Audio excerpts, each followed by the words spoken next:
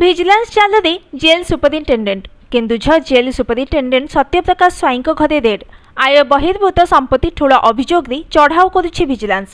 Keonjhar office ସହିତ ଭୁବନେଶ୍ୱର ଓ ଭଦ୍ରକର 7ଟି ସ୍ଥାନରେ ଏକକାଳୀନ ରେଡ୍ ଚାଲିଛି। ଭୁବନେଶ୍ୱରର ଏକ ଟିମ୍ ସହିତ କେନ୍ଦୁଝର ଭିଜିଲାନ୍ସ ସହାୟତାରେ ଚଢ଼ାଉ ଜାରି ରହିଛି। କେନ୍ଦୁଝର ଅଫିସ୍, ବାସଭବନ, ଭଦ୍ରକ ପୈତୃକ ଘର, ଭୁବନେଶ୍ୱର ଲକ୍ଷ୍ମୀସାଗର ସ୍ଥିତ ଘର ଓ ଶ୍ୱଶୁର ଘର, ଜାଗମରା ସ୍ଥିତ ଘର ସମେତ 7ଟି ସ୍ଥାନରେ ଚଢ଼ାଉ ହେଉଛି।